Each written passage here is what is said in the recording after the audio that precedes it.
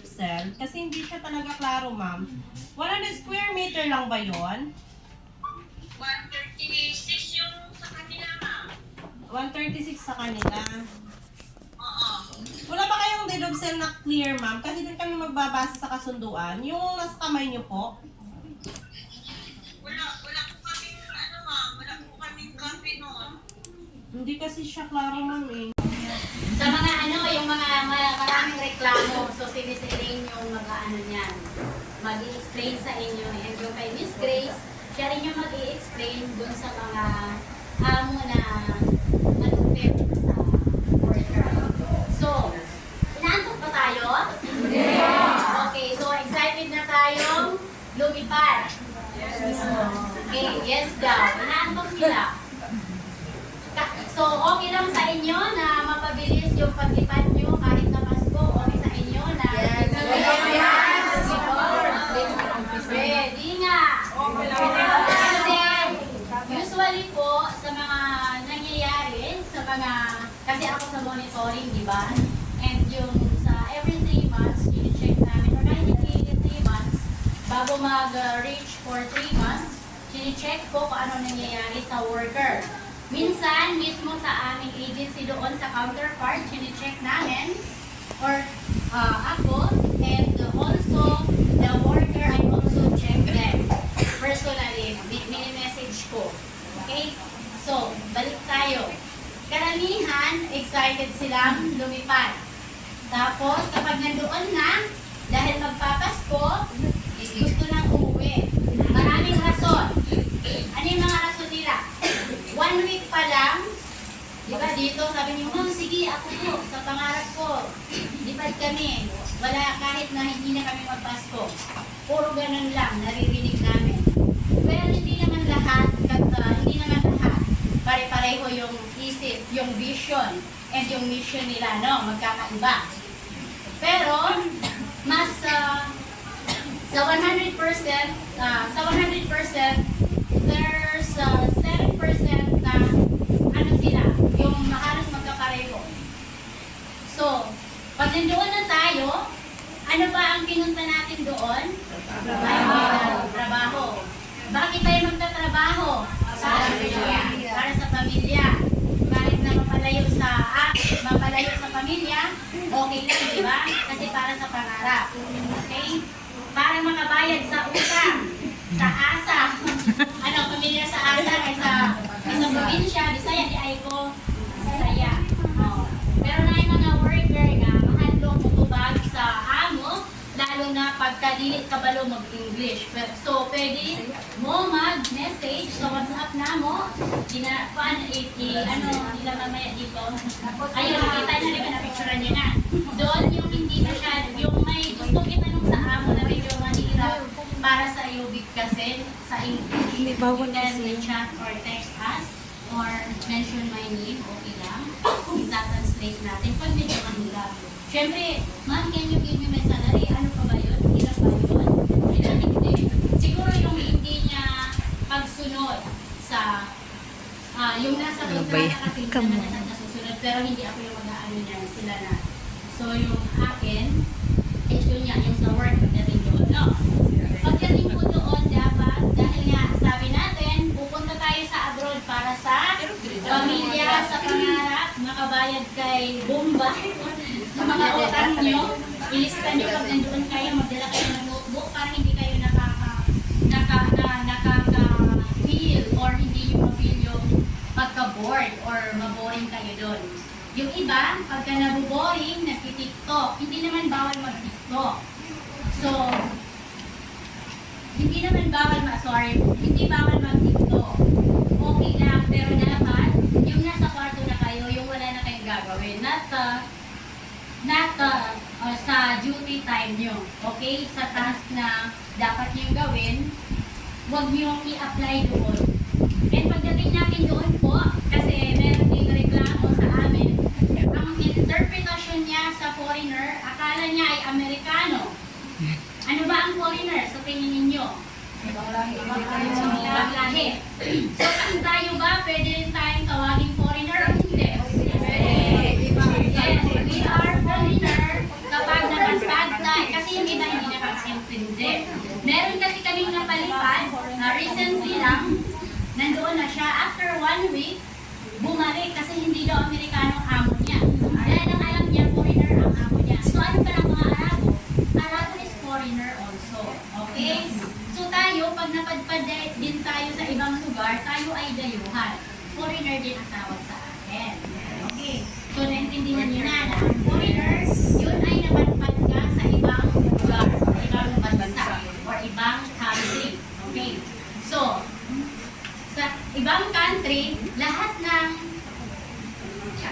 ng lugar magkakaiba ang sistema ng pamumuhay nila, lalo na sa pagkain.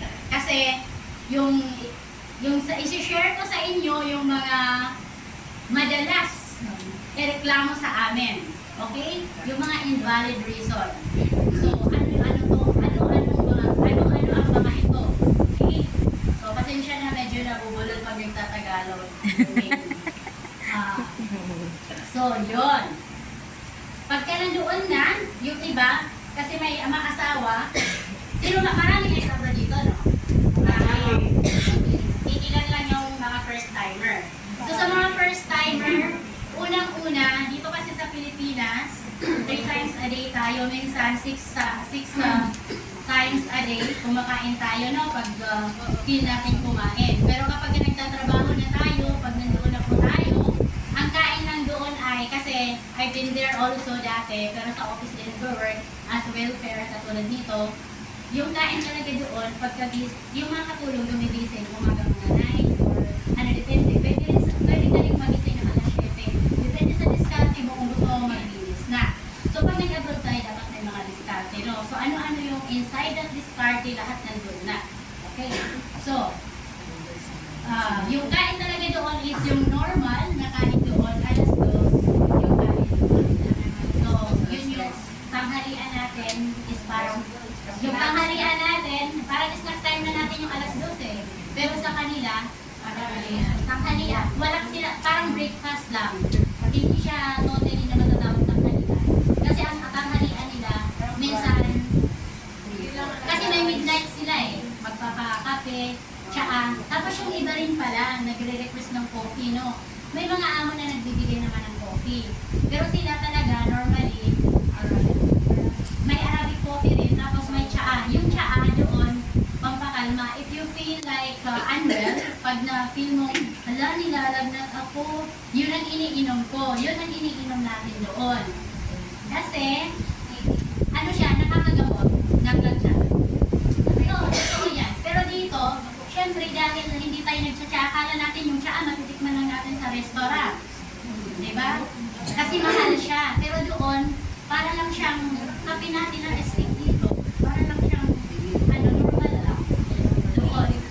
So, sa atin, special ang tsaa, yung tea. So, pagka pumunta ka ng restaurant, mamahal, expensive restaurant, makakapag-order ka ng tea, pero ang mahal. Iba-iba. So, may milk tea din doon. Fresh na paborito ko din yun. Mas maganda nga guys na syempre hindi tayo sanay sa yun nga, balik tayo sa pagkain. Yung Filipino, 6 times can eat in a day. Pero doon, tayo dahil nagkakatulong tayo, diba, may mga amo na ang tasjud ba, magkakaon. So ikaw, diskarte na. Kung dito may pagkaon, tawat-tawat na lang. Pero hindi, doon nga ikaw galatiran na mangawat ka. Kuwat lang ba na? Buang dahil mo ha, maglinis ka o. So tayo mo bro. Kaya ang pagkatulong natin na may plus na dibuan, magdako na siya. Yung dibuan. Yung chocolate lang guys, isang chocolate makakawin na yan sa Pero syempre, kailangan din naman talaga natin kumain. So you talk to your employer. You ask. Pero huwag diba, hindi yung mag-a-ask ka na parang napaka-demanding mo. Kasi may ganun. I want coffee madam with cream. May gumanon. Tama ba yun? Day, dayuhan lang ka dito, day. Dili mo na imuha. Lahat makakaintindi ng Bisaya? Yes. Kasi so, may iba kasi na sa kanila, mag-request agad. Feeling nila, katulad ng sinabi ko dito sa atin, iba. Pagdating po doon, iba rin yung culture, yung kultura nila. So, sino ba ang dapat mag-adjust? Tayo ang dayo doon eh. Sino ang dapat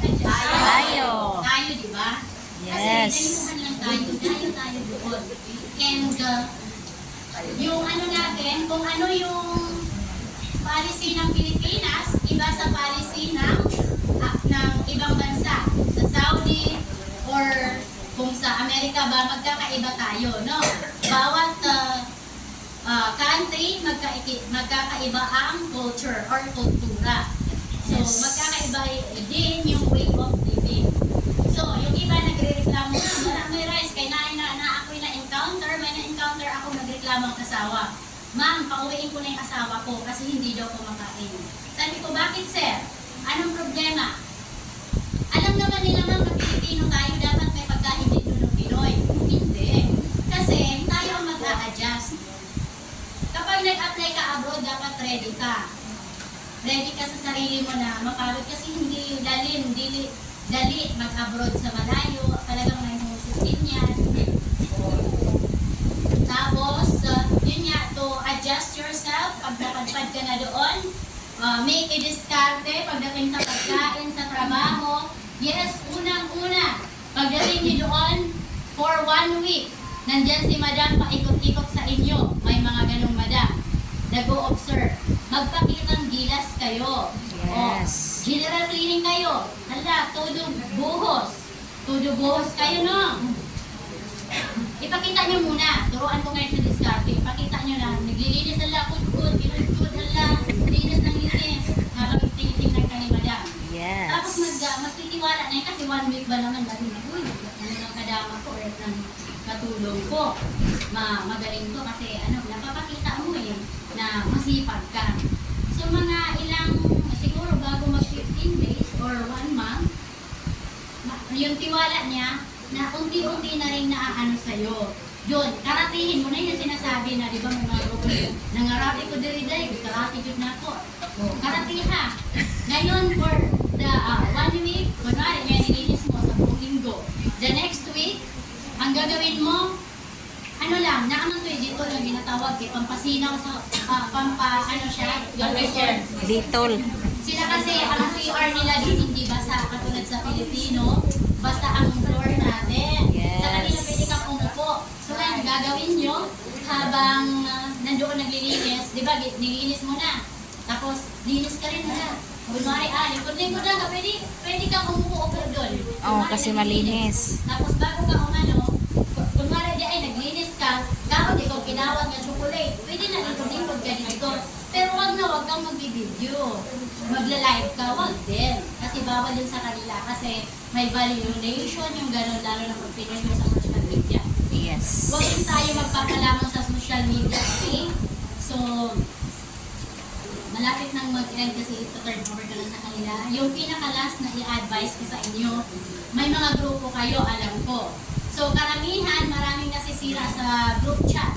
Alam niyo kung bakit? Kasi kapag yung isa, example, ikaw, magkaibigan kayo. Pasapasahan yun eh. Uy, Jai, kumusta? Gawa mo ni mga doon yung pagkakaon. Di ba tinurukan na kayo, nag-videos kayo lahat, nag-uwa. Lahat tinuro na.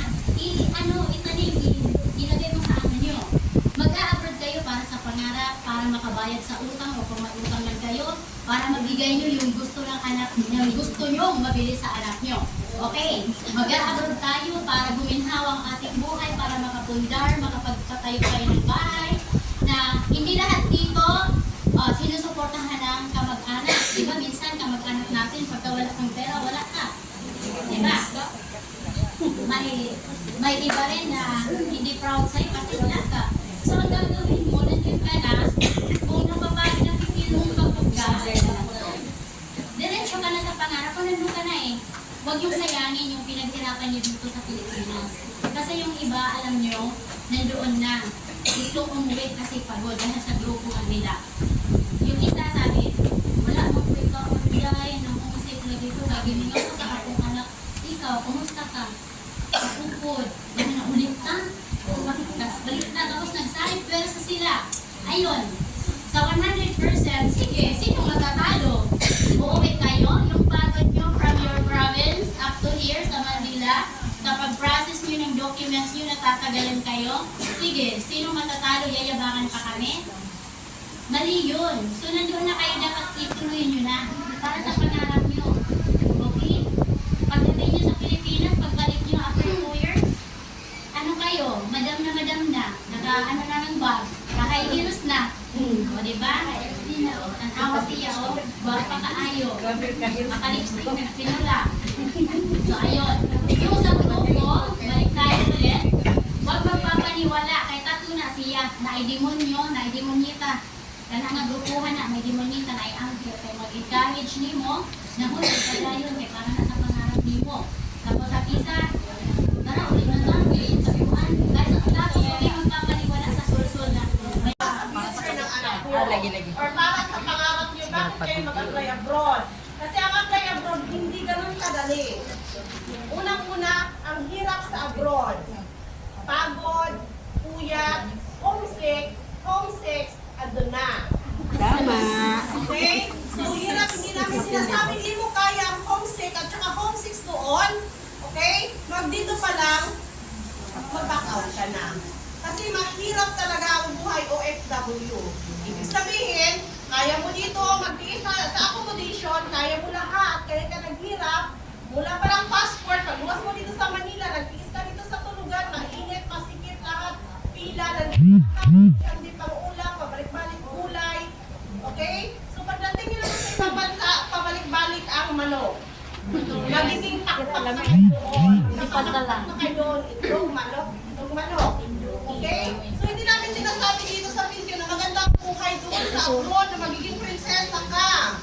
Hindi ibig sabihin na uuwi ka, magaganda ang gamit mo. So kailangan pagpunta mo doon, kung ano ang goal mo nung nandun ka sa probinsya, mag-a-abroad ako dahil para sa pangarap ko na makabili ako ng sariling lupa. Magkabahay ako. Makita ko yung anak ko na kumakain ng masarap. Tuwing nagpapadala ko, salamat mama, masarap na yun sa pakiramdam. Pero yung sinasabi mo na sa asawa mo na huwag ka nang magtrabaho dahil mag-a-abroad naman ako, huwag mong gawing batugan ang asawa mo. Mag-a-abroad ka para dagdag kita nyo. Hindi para gawing batugan mo ang asawa mo. Magbantay ka na lang sa anak sigurado. Hindi lang anak ang babantayan, pati kapitbahay mo. Magiging kirida ng asawa mo. Kasi ngayon pa lang alam ng mga kapitbahay nyo, ng kumaring mo, yung mga kasama mo habang nagchichismis pa kayo nung hindi ka pa nag-abroad, na pag-a-abroad ka na, ibig sabihin, may pera ka na. Okay? Hindi ibig sabihin, natatawag ang asawa mo, I love you ma, sige padalhan kita. Wag ganon. Okay? Baka pag-uwi mo, ang asawa mo nasa ibang iba, tayo na. Bahay. Okay? Abroad is not the ka. Anong pinunta mo doon? Mag-iipon ka para sa sarili mo. It's my favorite. Lumpia. I like it. Pagka umaga, lagay mo yung medyas sa sapatos, ilagay mo yung uniform nila, para pagka umaga, gisingin mo na lang sila, diretso ka na, bigay mo na lang sa kanila. Walang kapagod-pagod kung ikay mag-diskarte. Kung na-homesick ka, tawag mo sa pamilya mo, kung hindi, maglinis ka, kahit may tapos ka ng trabaho, sayahin mo ang sarili mo. Kasi ikaw lang makakatulong sa sarili mo doon. Walang iba, hindi may oras ng trabaho, wala pong TikTok. Kung mabait si employer nyo, huwag nyo pong abusuhin. Kasi once na si amo, ano ba itong ano ko, lagi lang nagtitiktok, lagi nagsiselfone. Dating ang araw, magbabago si employer dahil dyan sa ginagawa mo. TikTok, cellphone, oras ng trabaho, wala pong cellphone. Ipakita nyo sa employer nyo na kaya nyo. Kasi total, pag oras naman ang pahingahan nyo na, oras na ng tulog nyo, wala naman ang pakialam na si employer eh. Diba? So, ibig sabihin, na kaya nyo nga dito sa accommodation. Okay, 2 years, hindi 2 weeks, hindi 2 months. May iba dyan, 2 months pa lang, sasabihin na, ma'am, uwi na kami. Bakit? 2 months naman, hindi nyo na kami tutulungan. Hindi po totoo yun. Sabi ni Miss Grace, 2 years kontrata, 2 years pang monitoring. Once na hindi po kayo umuwi after 2 years sa Pilipinas, at nag-extend kayo hanggang 5 years, pananabutan po kayo ni balik ma'am, gagawa. Yun lang po yung ino-monitor namin na continue po sila sa kontrata na hindi nakauwi. Yun po yun. Okay, 2 years contract, wala po sa kontrata ang Wi-Fi. Ano po, nabasa niyo pa ba yan? Walang Wi-Fi. Ang Wi-Fi po, depende na lang sa employer kung ipapakonect nila kayo. Ngayon, pag si employer, kahit ano naman yung makamot, pag nakita nila na masipag kayo, magpupusayan na ipo-connect nila kayo. i-brief nyo rin po yung mga ano, sinong first timer? Ako, ang dami ninyo ha. May asawa? Okay, kung may asawa, pakisabi. Pagdating sa ibang bansa, isang araw, 2 araw, hindi kayo makatawag, hintayin ng 1 month. After, pag 1 month pa po kayo sa sahod kayo, magpapadalaan, ang employer ng ano salary ninyo, itatawag niyo po yun. Bakit? Kasi yung reference number ng ano, ng pera para mag-claim nila. Eh, wag po masyadong, may asawa dyan, nakausap po, nag-iiyak, lasing. Isang araw pa lang daw, hindi niya kaya hindi makausap yung asawa niya. Mababaliw ako ma'am pag hindi ko nakausap yung asawa ko. Sabi niya, kuya, kalma ka lang muna. Anong problema? Ilan ang anak niyo? 5. Anong problema? Wala kaming problema. Hindi niya daw ma-communicate yung asawa niya. Ilang araw na, 3 days. Tinawagan niya daw si employer at sa lahat ng mga number doon sa, sa kontrata, wala daw sumasagot. Kuya, huwag kang mag-direct. Kaming agency, hindi ko nagdadirect sa employer kasi magagalit yun. Kaya nga si Pilipinas, pag may complaint kayo, kami kay FRA, yung agency natin sa Saudi, kami nag-connect. Tapos si FRA ang tatawag sa employer. Tinawagan niya na daw lahat, kahit Presidente Palawin ng kung sino man. Makausap na niya ang asawa niya. At dahil mababaliw na daw siya, hindi niya nakausap. I-briefing niyo po yung asawa niyo. Na wag ganon. Pag ganon ang asawa niyo, wag na kayo umalis. Doon na lang kayo sa tabi niya. Kasi po, hindi po kayo bubuluhin niya kayo. Kaya please lang, wag laging tulog. Pag may alaga kayo na bata, wag niyong tulugan. May nakunan sa video po. Yung bata na nagsiselfone, siya tulog na tulog. Oh. Pag inaantok na po kayo, halimbawa gabi, pinapapaalaga pa sa inyo yung bata, gising na sila, ibigay nyo na yung bata. Ma'am, inaantok na ako. Pwede bang naman, ibigay ko na sa inyo ang bata? Pag sige, sabi naman ni madam, di, patulog ka na, take a rest. Dahil pag si employer hindi nagbigay ng rest, pakiusapan si employer, bigyan kayo ng rest po. Kasi yung iba hindi nagbibigay.